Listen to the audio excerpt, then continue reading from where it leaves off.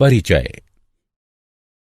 पिताजी, मैं इस दिक्सूचक यंत्र को देख रहा हूं जो कि आपने मुझे जन्मदिन पर दिलवाया था। यह बहुत अच्छा यंत्र है, लेकिन इसमें कुछ हुआ था और मैं समझ नहीं पा रहा हूं कि वो क्यों हुआ।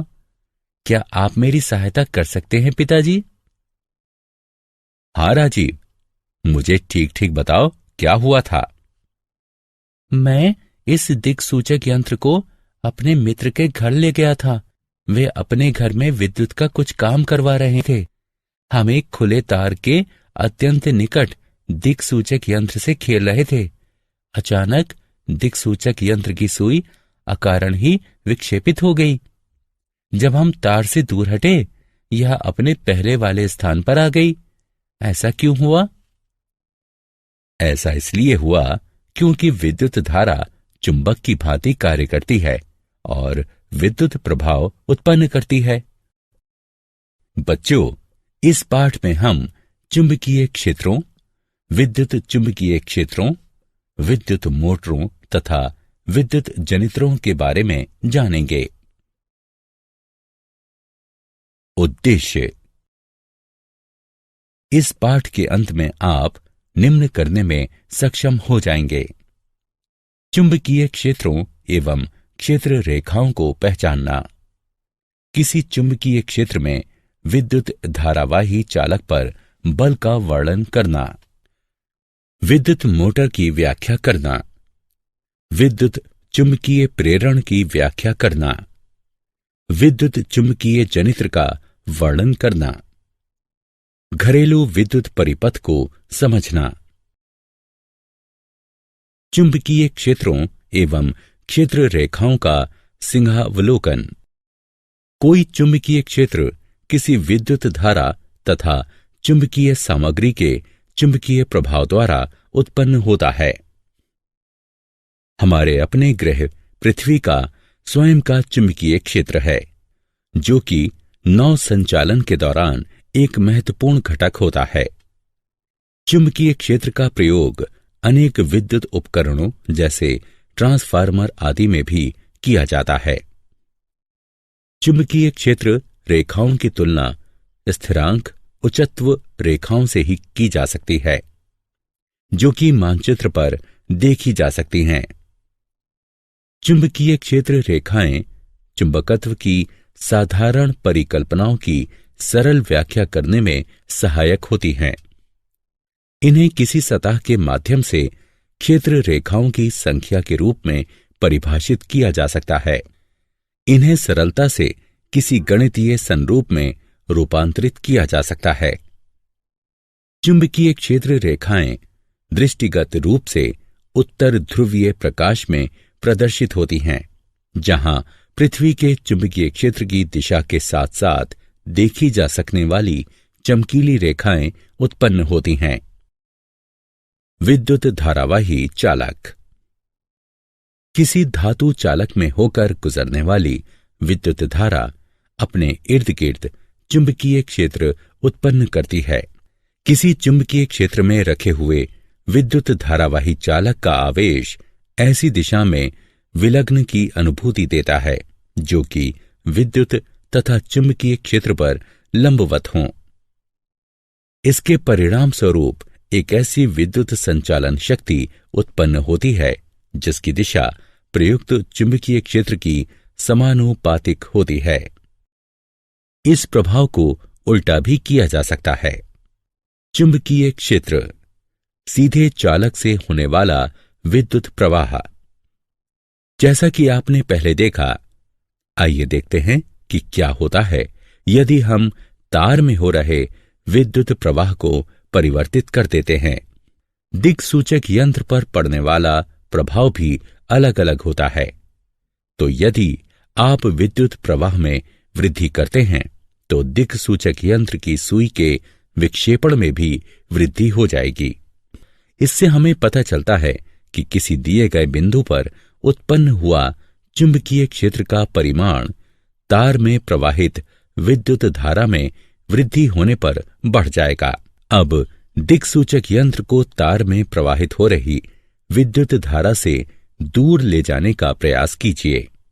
आप देखेंगे कि जैसे ही तार एवं दिक्सूचक यंत्र में दूरी बढ़ेगी, चालक में दिए गए विद्युत प्रवाह के द्वारा उत्पन्न चुंबकीय क्षेत्र घट जाएगा। मैक्सवेल का कॉर्कस्क्रू नियम। मैक्सवेल का कॉर्कस्क्रू नियम, जिसे दक्षिण हस्त अंगुष्ठ नियम भी कहा जाता है, यह बताता है कि विद्युत धारा की दिशा में कॉर्कस्क्रू घुमाने से विद्युत धारा की दिशा के साथ साथ चुंबकीय क्षेत्र की दिशा भी नीचे की ओर लंबवत बदल जाती है। यदि हम कॉर्कस्क्रू को विद्युत धारा की दिशा में नीचे की ओर घुमाते हैं और कॉर्कस्क्रू का हैंडल दक्षिणावर्त घूमता है, तो चुंबकीय क्षेत्र की दिशा दक्षिणावर्त में होगी। अतः जब विद्युत धारा ऊपर की ओर बहती है तो चुंबकीय क्षेत्र की दिशा परिवर्तित हो जाती है और वामावर्त हो जाती है। चुंबकीय क्षेत्र, वृत्ताकार लूप से होने वाला विद्युत प्रवाह। आइए अब देखते हैं कि क्या होता है जब वो तार जिसमें हम विद्युत धारा प्रवाहित करते हैं वृत्ताकार ढंग से रखा जाता है। इसके चारों ओर संकेंद्रित वृत्तों में चुंबकीय क्षेत्र उत्पन्न हो जाता है। छड़ चुंबक को धीरे से तार से दूर करने का प्रयास कीजिए। जैसे ही हम पाश के केंद्र तक पहुंचते हैं, संकेंद्रित वृत्त सरल रेखाओं के रूप में उत्पन्न हो जाते हैं। संपूर्ण चुंबकीय क्षेत्र एक सरल रेखा के जैसा प्रतीत होता है। अब इस पर मैक्सवेल का कॉर्कस्क्रू नियम लागू करने का प्रयास कीजिए और देखिए कि क्या तार का प्रत्येक खंड एक ही दिशा में चुंबकीय क्षेत्र उत्पन्न करने में सक्षम है। चुंबकीय क्षेत्र, परिनालिका में विद्युत प्रवाह। परिनालिका एक विद्युत धारावाही तार है जो कि एक बेलनाकार आकृति में एक दूसरे से अधिकाधिक सटे हुए घुमावों के साथ लिपटा रहता है। यह छड़ चुंबक के समान होती है। हर परिनालिका में एक उत्तर ध्रुव तथा एक दक्षिण ध्रुव होता है। किसी परिनालिका के भीतर उपस्थित चुंबकीय क्षेत्र रेखाएं सरल रेखाएं होती हैं और ये इंगित करती हैं कि किसी परिनालिका में सभी बिंदुओं पर चुंबकीय क्षेत्र समान होता है।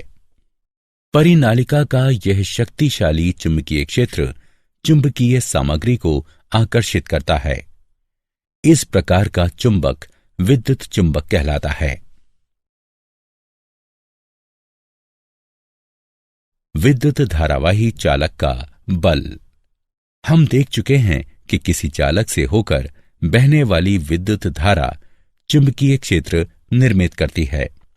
इस प्रकार निर्मित चुंबकीय क्षेत्र चालक के निकट रखे गए छड़ चुंबक पर बल लगाता है।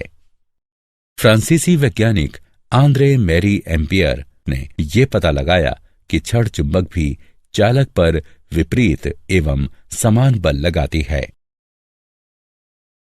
फ्लेमिंग का वाम हस्त नियम। फ्लेमिंग का वाम हस्त नियम 3 दिशाओं का प्रतिनिधित्व करने वाला स्मारक है। आपको अपने बाएं हाथ के अंगूठे, तर्जनी और मध्यमा को फैलाना है। हर उंगली अलग दिशा की ओर संकेत करती है। तर्जनी चुंबकीय क्षेत्र की दिशा में संकेत करती है। मध्यमा विद्युत धारा की दिशा में संकेत करती है।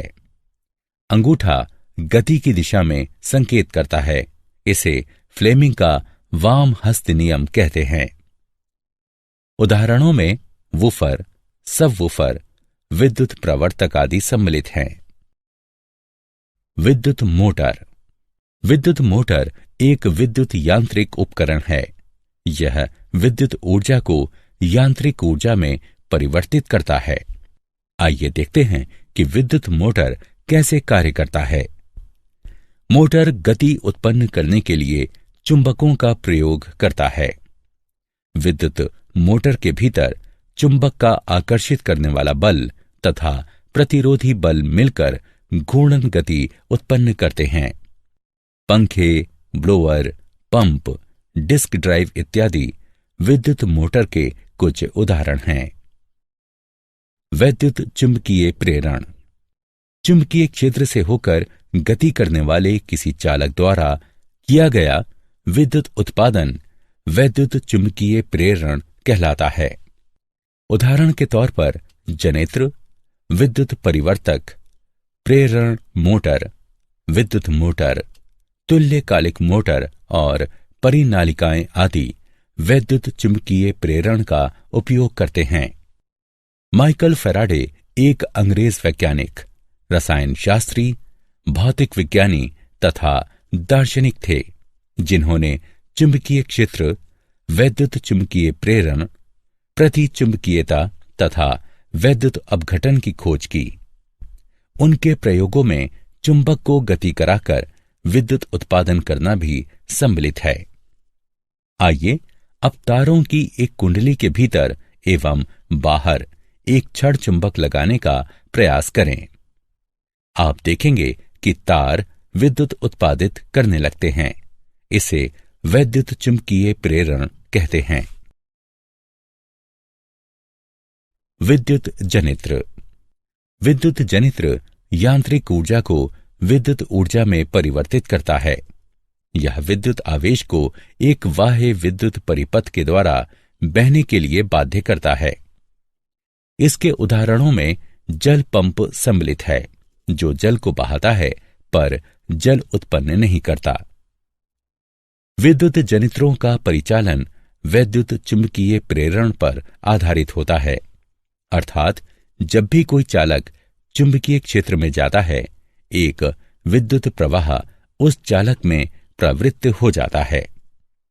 यदि किसी कुंडली के भीतर कोई चुंबक घूम रहा है, तो कुंडली में प्रत्यावर्ती धारा प्रवृत्त हो रही है। समान समय अंतरालों के पश्चात प्रत्यावर्ती धारा दिशा बदल लेती है। दूसरे प्रकार की धारा दिष्ट धारा कहलाती है, जो कि समय के साथ दिशा नहीं बदलती। घरेलू विद्युत परिपथ। विद्युत शक्ति जहां प्रयोग में लाई जाती है, वहां से काफी दूर इसका उत्पादन होता है। विद्युत उत्पादन केंद्रों पर विद्युत का उत्पादन 50 हर्ट्ज की प्रत्यावर्ती वोल्टेज आवृत्ति के साथ 11,000 वोल्ट पर होता है। विद्युत को विभिन्न स्थानों पर उपभोग के लिए उच्च वोल्टेज पर पारेषित किया जाता है, ताकि पारेषण के दौरान ऊर्जा की हानि कम से कम हो।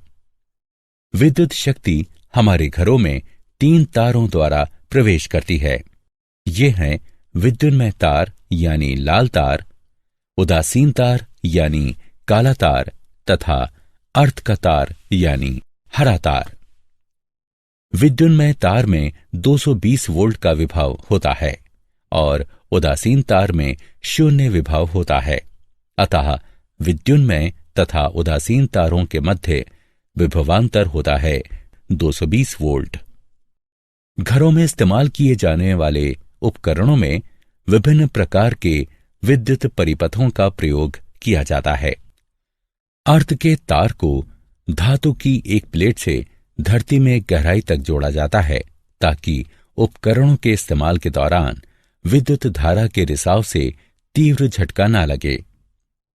सभी परिपथों में एक महत्वपूर्ण परिपथ है फ्यूज। ये इस बात को सुनिश्चित करता है कि किसी उपकरण में विद्युत धारा के अतिभारण के कारण कोई हानि ना हो। अतिभारण तब होता है जब विद्युन्मय तार तथा उदासीन तार परस्पर संपर्क में आते हैं या वोल्टेज की आपूर्ति में वृद्धि हो जाए। ऐसी परिस्थिति में फ्यूज विद्युत प्रवाह को रोककर परिपथ अथवा उपकरण को खराब होने से बचाता है। क्या आप जानते हैं, छड़ चुंबक के क्षेत्र के विपरीत धरती का चुंबकीय क्षेत्र समय के साथ परिवर्तित हो जाता है, क्योंकि यह धरती के बाह्य भाग पर ढली हुई लौह मिश्र धातुओं के चालन के कारण बना होता है। फ्लेमिंग का वाम हस्त अंगुष्ठ नियम विद्युत मोटरों में प्रयुक्त होता है, जबकि फ्लेमिंग का दक्षिण हस्त नियम विद्युत जनित्रों में प्रयुक्त होता है। मोटरों एवं जनित्रों में पृथक पृथक हाथों का प्रयोग किया जाना चाहिए, क्योंकि मोटरों एवं जनित्रों के कारण और प्रभाव में अंतर होता है। सारांश। आइए हमने जो कुछ सीखा है उसे संक्षेप में दोहराएं। चुंबकीय क्षेत्र एवं चुंबकीय क्षेत्र रेखाएं कैसे उत्पन्न होती हैं? किसी चुंबकीय क्षेत्र में विद्युत धारावाही चालक पर बल। विद्युत मोटर क्या है और यह कैसे कार्य करता है? वैद्युत चुंबकीय प्रेरण क्या है और इसके क्या उपयोग हैं? वैद्युत चुंबकीय जनित्र है और ये कैसे कार्य करता है? घरेलू विद्युत परिपथों में तारों एवं फ्यूज का उपयोग।